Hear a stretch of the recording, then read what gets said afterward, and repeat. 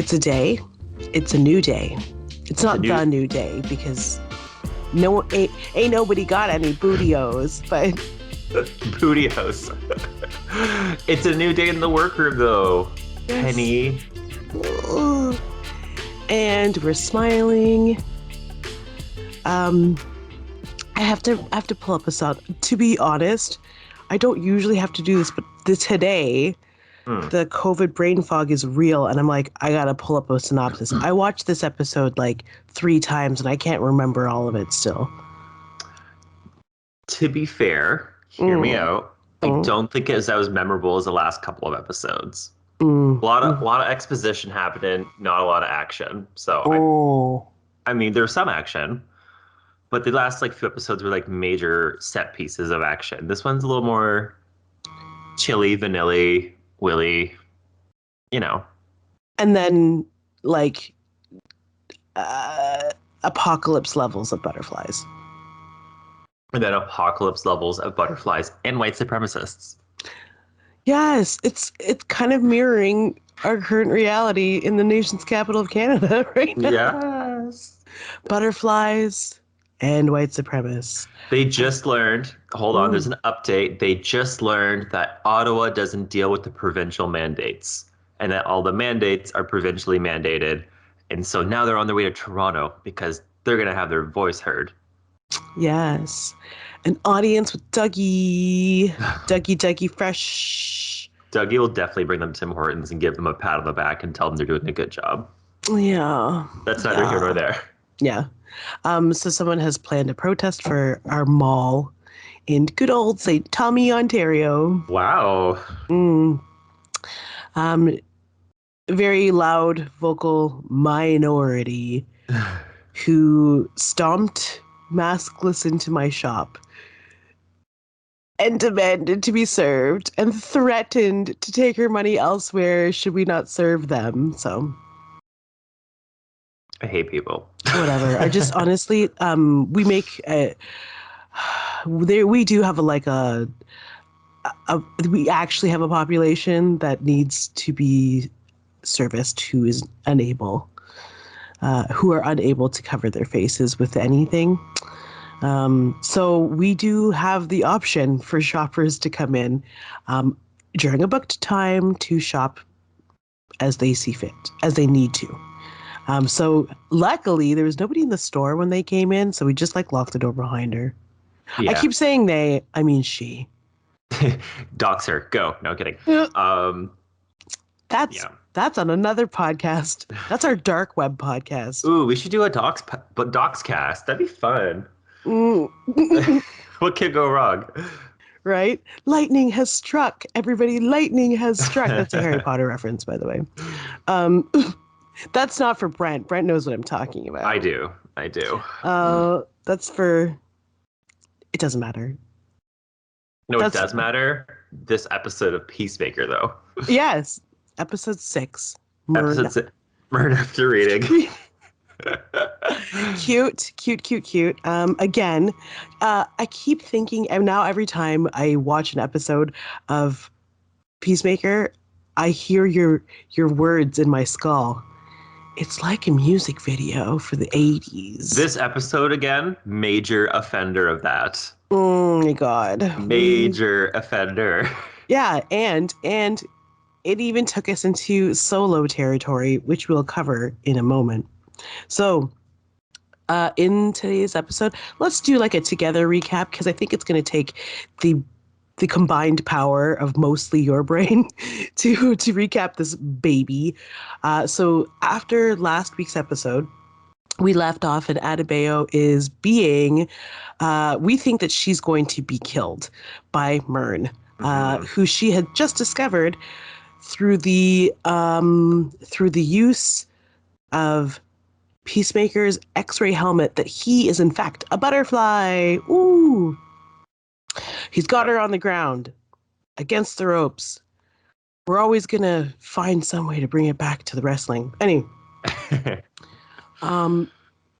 when he actually stops and says, I'm not going to kill you, Harcourt pulls up and she also seems to be on this butterfly's side. She gives Adebayo her gun back. She does. Who does? Someone does. Mm-hmm. They pick her up and they go back inside to their top secret storefront hideaway. And they explain to Adebayo what is going on. Murn, yeah. So, go ahead. Well, yeah. Basically, Murn is a butterfly, as we've known for a few episodes, and he is the sole oppositionist or dissenter to the Goth butterfly from the second episode, which is trying to lead the other butterflies in a plan to dominate Earth. It's always about domination of Earth, isn't it? Mm-hmm. Always is. What do aliens want with us? We're just a terrible, terrible species. Honestly, take Earth. Like, it's net value, not worth it. Not worth the trouble. No, plummeting daily. Daily. Side note, so excited that like Meta's like stock price dropped like 200 billion, or not stock price. Sorry, that's crazy. Net worth. It was just like, yes. Right? We don't need that crap anymore. Come on. No, and I honestly, deactivating for just small pockets, days at a time, has been the best thing in the world, because I've actually started like a hard copy calendar of people's birthdays. It's reminded me that I should just, I don't remember people's birthdays. I remember phone numbers still. That's one thing I do remember. But birthdays are, yeah. I know yours just passed almost a month ago, but I can't remember if it's the 13th or the 15th or the 14th. It's easy to remember because it's all ones. 11. Yeah. That's the only reason. And I don't share my birthday with anyone of note. I think John A. McDonald, but like, who wants to be associated with that colonialist? He actually used to live in my town. What? There was a statue of him and they took it down. It's gone. Goodbye. Bye, sir. So yeah, he used to live in my town. He did law school here. Wow. Mm-hmm. Yeah, I mean, I often wonder what it would be like if they lived in this day and age. And I like to think, as Canada's founding father, Canada's first prime minister, that he would be very like, oh, I did some bad shit. Let's work on myself. Yeah. Or not. I don't know what the dialogue would be. I don't know which side he'd fall down onto. But yeah, it's like, you know what? If you have the power to put that powdered wig on, maybe you're an okay guy. Maybe. But also, we might have to dox him as well. There's a lot of treachery hiding under, along with the lice and bugs, there's a lot of treachery under that powdered wig. Okay, anyway, back to Peacemaker. So, the butterflies are taking over Earth. And single Murn butterfly is going to stop him. Or what did he say his real name was? Ick. Yes. Black. And what's his face? Or Adebayo was just, or no, who was trying to pronounce it? Was it Adebayo? Yeah. And she couldn't, yeah. And she's like, oh, this is a joke, right? Like, it legitimately sounds ridiculous. It does. So we cut to, that's right, the White Dragon being released from prison. It turns out that they can't keep him there. The Greenfield, is it Greenfield? The Evergreen police have figured out that it's actually Chris that they want. Chris, aka Peacemaker. And so they let him go because they can't keep him on no charges. Which is probably the baddest of news for the town, because they essentially released the biggest white supremacist into the wild, and now he's like all fucked up about it. Yeah. So they also, knowing that they're now after actually Chris, they go to his trailer, but not before Murn and the team are warned about it by Murn's man on the inside, the Slender Man. Yep. The Slender Man calls Murn, tells him, Murn calls Peacemaker, who is at home with Vigilante, just of course, bickering like a little married couple. I'm telling you, okay. I was like kind of thinking about it last week. Peacemaker is gonna Peacemaker. I'm telling you now, Jolie. I don't know if it's gonna be in this TV series or if it's gonna be in a movie later or something else. He's gonna go down a homosexual. He's gonna have a brush with homosexuality at some point. This Or man, yeah. too much like toxic masculinity, and like they're writing it in a way that there's gonna be a payoff. Yeah. And I really want that journey for him. I do. I just don't want it with Vigilante because he's a bit of a sociopath. I agree. Yeah. I mean, they've already had a threesome, so obviously their swords have crossed or touched. I don't know. But I'm just saying, like, the more I watch this show, I'm like, oh, they're like really using this like alpha male writing to like bring out some sort of insecurities. Like I think it's gonna have a brush with homosexuality at some point. A girl can dream. We like a girl can dream, and we love sleep. It's good. So John Cena is tipped off, and they like any good man with a pet eagle, they escape through the skylight of his trailer, but he throws Eagly up first, which touched my small dark black heart a little bit. It was so he's like, I don't care if you survive this throw. He just throws him because he needs for his pet to survive. Yeah, I do the same for Wilbur. Right? Yeah. Get his fat ass up through there. You and Jason, man, both your combined strength, you could get him out. I don't know. He's pretty thick. He's not fat. He's just like, you know, like he's a unit. Yeah, like he's just like a thick dog. I wouldn't call him fat actually, but I think it's muscle, which is heavier. Oh yeah, actually, he is a golden lab, right? He's a lab, but he's also a pit bull. And pit bulls are like they have the thick half their chest is really thick, and he has that. Did he get the big paws? I don't know actually. I'm gonna look into this. I'm gonna take a photo for you later, and you're gonna determine if they're pit bull paws or lab paws. Yeah, honestly, tonight you're gonna put his paw right beside your face and go, "Wow, how did I not notice that his paw is the size of my brain?" Yeah, I actually don't know that. He's just out. Sorry, I just imagine his face. He's like, "How did you not know these things about me, Brent?" Oh. We literally spend every waking second together because I work from home still. Right. I sleep between your legs every night. What is going on? So they escape, but the Greenville police are already there. They're there. And before they get there, though, Butterfly Goff, not Goth, not to be mistaken. I don't have a joke for that. They interrogate him. One. Yeah. Right? Because he draws a little peace sign with the syrup on the jar that he's being trapped in. So they interrogate him. We do not find out what his favorite color is. It could be teal. It could not be teal. I don't know. But right. I love Peacemaker's reaction. He was getting so mad. Yeah. And I legitimately was with Vigilante on that one because whenever I talk to comics tangent, whenever me and Michael go and talk to comics professionals, I'm the one that's like, do you like cheese? Do you have a cat? What kind of cheese do you like? Do you like cheese on sandwiches? Do you prefer red or green? Like, I'm the one talking. I don't care. Like, I get it. You make comics. And perhaps you do want to speak about them, and I want to hear it. But after that conversation is done, I just want to talk and make friends. Yeah. And Mike's probably like, oh my God. Yeah.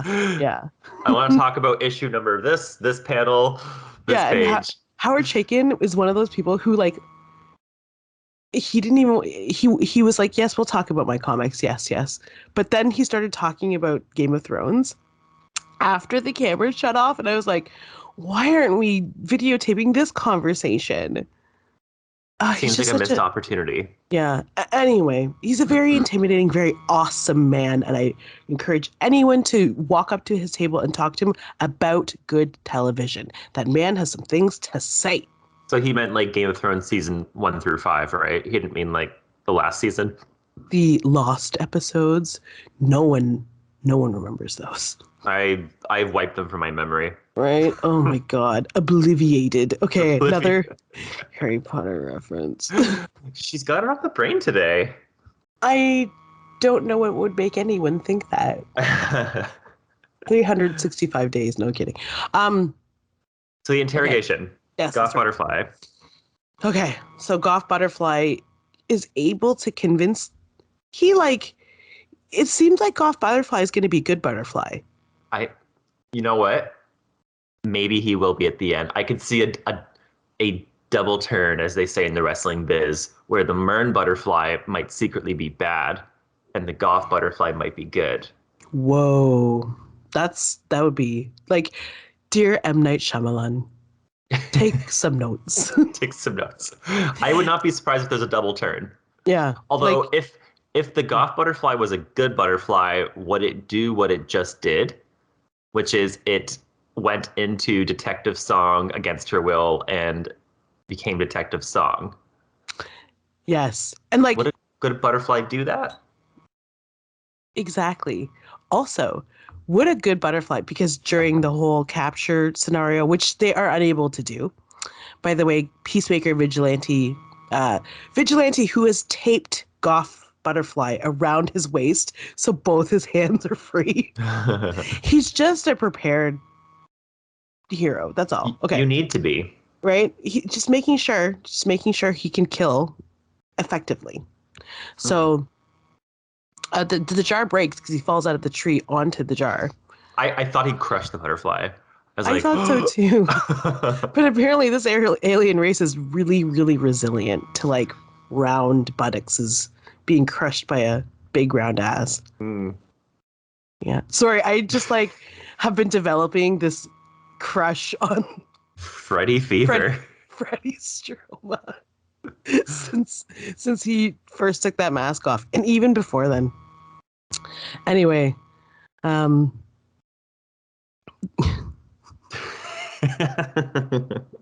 sorry, I gotta close. I can't close my eyes because then I see it, and then I open my eyes, I still see it. I'm a very visual person. I can't help it. Okay, so the butterfly is now in Detective Song. He's found an orifice and entered. And this butterfly is not even pretending to be Song, barely. Yeah, barely. Uses all of Song's police resources, including the computer, to hack into the intergalactic network which exists. Those aren't even words.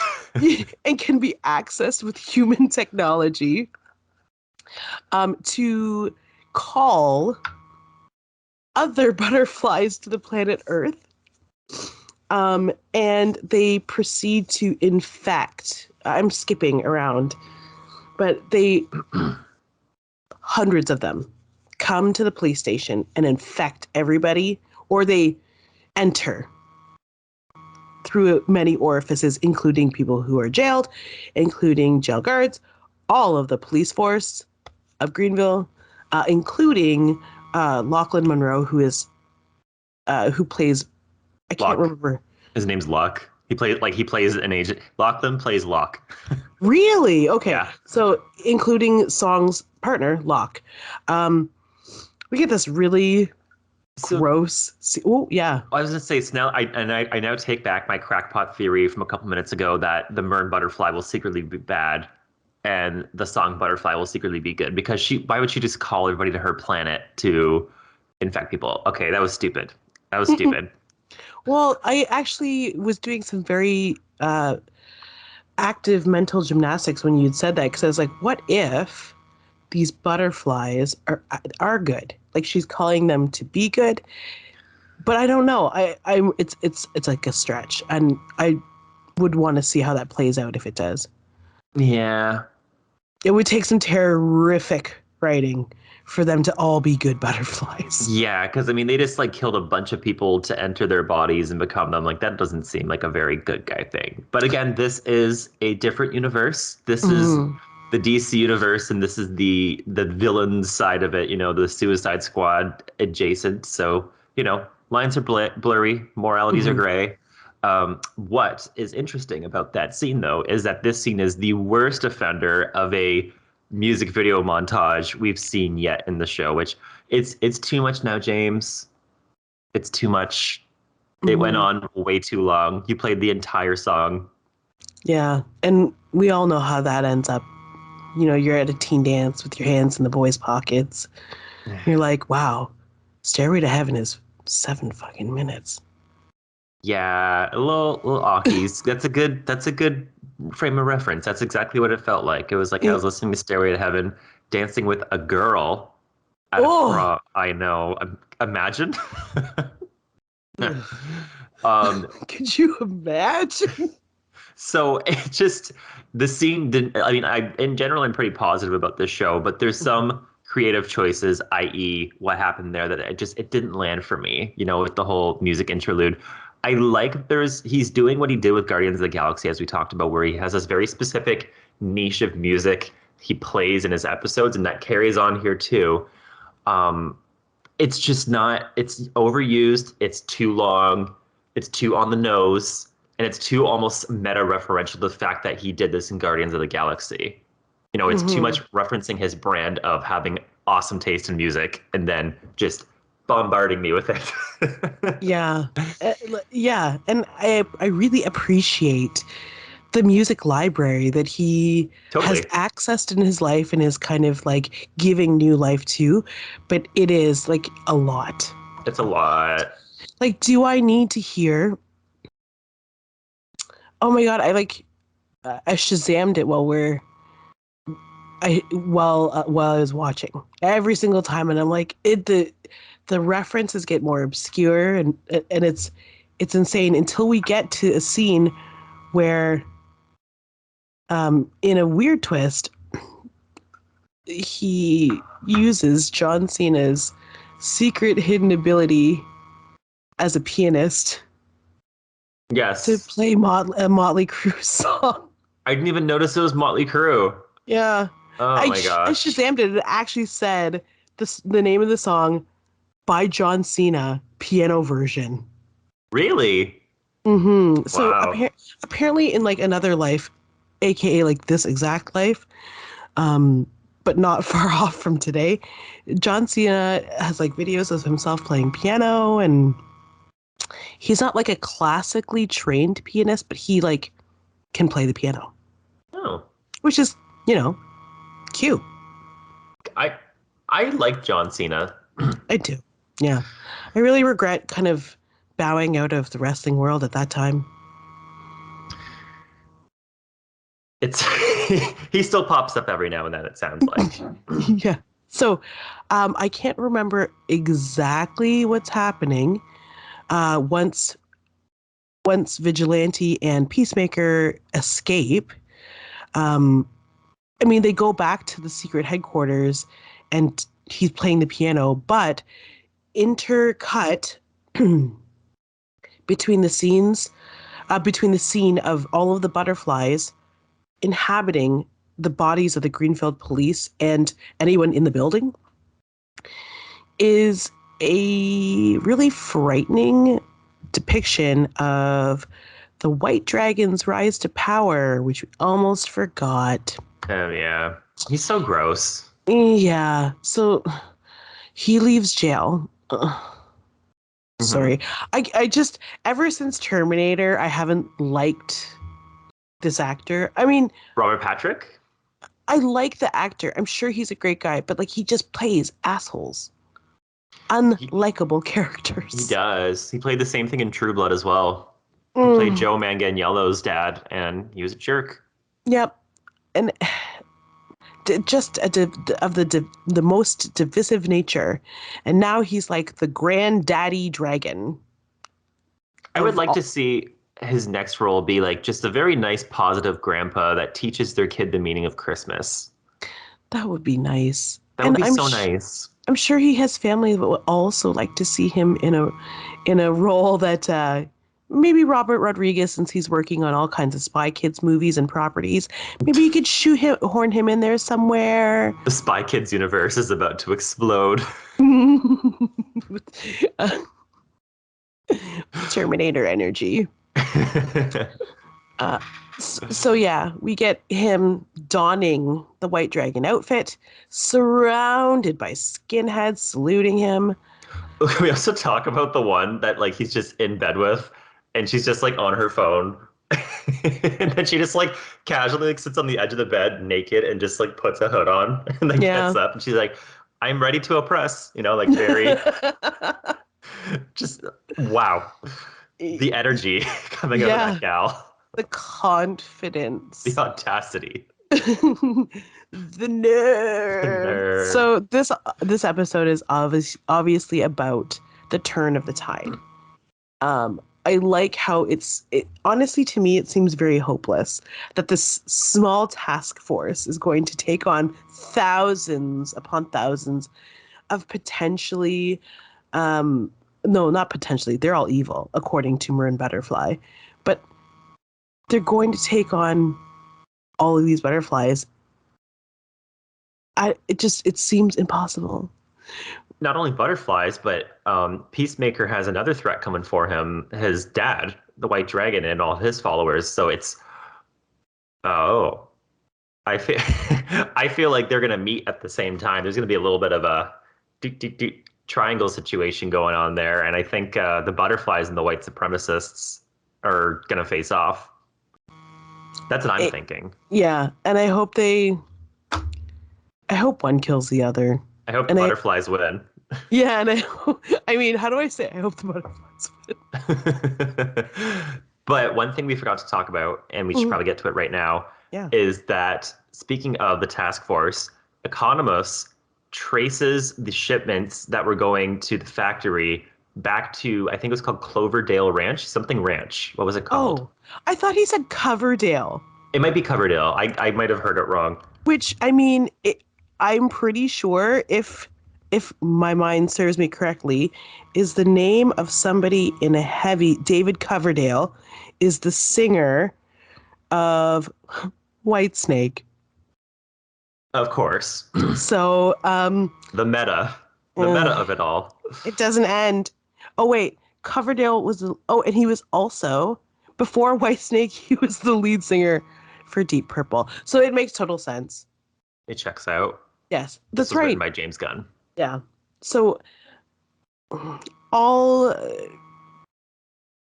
references aside, inside Coverdale... Ranch. Now I'm going to laugh every time. Inside Coverdale Ranch is something they call the cow. It's a space cow, and it mass produces the raw amber fluid that the butterflies are eating. Yes. And that is where the task force is. So there's a lot of things happening. There's a lot of plots converging. Question. Yes. So Adebayo, too, in this episode begins to feel really guilty about the diary she hid in Peacemaker's trailer. But did we actually get any like excerpts or readings from the diary? I don't remember, but I just know like they were very the police that found it were like, oh, this is fucked up. But I think that they're trying to pin like murders on Peacemaker. Which, like, we already know he murdered people. Like, he even admits it. But he murders bad people. Yeah, and so that's like a fourth side plot where the general consensus of the Team Black Ops, I keep naming them something different, but whatever. The general consensus for Harcourt, at least, and definitely Economos, is that they don't trust Amanda Waller, even though they work for her. Yes. And now, without saying it, it's been more and more confirmed. I think initially it was speculated, but it's pretty much been confirmed to the audience that Amanda Waller is Adebayo's mother, because she's listed as mom in her phone. Yeah. I knew that already. Yeah. Yeah. And then that's from another episode. But like this episode, I can't remember, she says something. But Murn questions the team. He's like, what about this diary? Did you have a diary? And he's like, I didn't have a freaking diary. And she immediately goes all guilty. Mm-hmm. Suspicious face, suspicious actions. And Murn, he's a smart butterfly. And he's like, she has something to do with this. Yeah. So now we got to figure out why Amanda Waller is like, what is she doing? What is her end game with Peacemaker? It's just a lot. This one is a lot of exposition, like we said at the top of the episode. Yeah, not much of action like in this episode at all, which is fine. You need the break, you need the lulls, you need the peaks and the valleys. Mm-hmm. I look forward to seeing where it goes because now, like we said, there's quite a few plot threads that have to come to a head in the next 2 episodes because there's only 2 episodes left.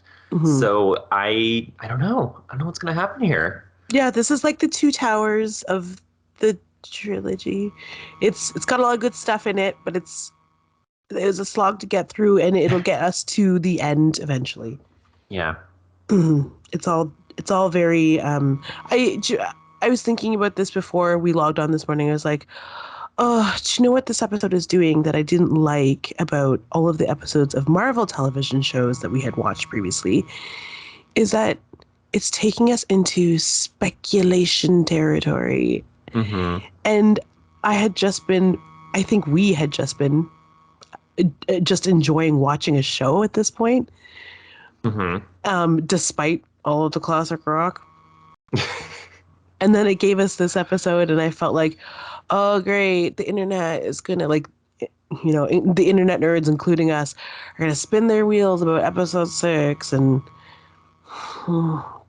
theories. And theories. Yeah, and like with a lot of the Marvel properties, like you couldn't really speculate with Falcon and the Winter Soldier. It wasn't fun to speculate.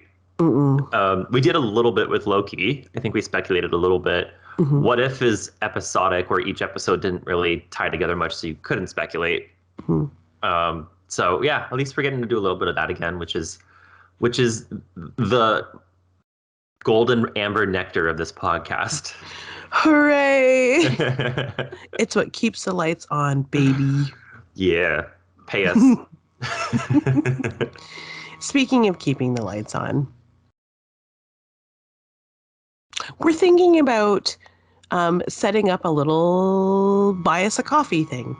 If you think that's a good idea, let us know. I mean, we can keep talking for free. I mean, if you find either of us at the bar, we'll definitely talk for free. But we'll talk at you. Not with you. No. But should you pay us or buy us a coffee, we might hang out a little bit longer. We might even ask you a question. Imagine. Yeah. If you just let us know. You can @tag us on Twitter and Instagram. It's @Comic Syndicate or @Comic Book Syndicate, respectively. # full volume pod. I thought you were going to say full vulva. I've been having trouble with F's and V's lately. I've been learning German, so. Oh. Yeah. Fancy. Yeah. Ich bin Maus means I'm a mouse. Squeak. Ich bin eine Katze. Anyway, send us a message. We love to hear from you. You can listen to this podcast anywhere you find podcasts. You can watch us talking if you want. This video version of the podcast exists forever on the Comic Book Syndicate YouTube channel and on the Comic Book Syndicate website. It's www.comicbooksyndicate.com. You can find this and all of our other great podcasts, including another one we started about the Orville. Amazing. Oh, you went through with it, didn't you? Yeah, Ian Phillips is the third. Wow. It turns out we're all Star Trek nerds and love the Orville. It's coming back June 2nd, I saw. Yes. And it brought so many Orvillians out of the woodworks. Like, people I haven't talked to since high school messaged me. I am gagged. But anyway, good to hear from you, everyone. Yeah, I'm sure you're watching Peacemaker too, so get in on this. fullvolumepod@gmail.com. Something. So my stomach is growling so loudly it's distracting. But anyway. She's hungry. Yeah. And thirsty. You can find us on Spotify. Are we going to stay there? I mean, it just aggregates there naturally, so whatever. We're not proud of it. Or on No, Spotify. just don't renew your subscription and you'll be okay. Honestly, the ads aren't that annoying. Just don't do it. Just do it. Do you know what? Do it. Don't do it. We really don't care either way. Neil Young supported Reagan, which is weird. So, like, yeah, Neil Young is not Mr. Angel, let me tell you. Yeah, he had great things to say about Reagan. So, like, let's stop calling spades. And we're still dealing with Reagan era policies to this day that even affect Canada. So, thanks, Reagan. Mm-hmm. I almost said something that got weird. Yeah. Anyway. Okay. Spotify, iTunes, Apple Music, iTunes. You can download them. I think the video ones aren't available there. I didn't, make them available anyway. Amazon Music, surprisingly. iHeartRadio. Mm-hmm. Pretty much wherever you can search for podcasts and listen to them. If you search Full Volume Podcast, we are there. Until next time, keep it loud. Keep it at full butterfly volume. Bye-bye. Slap.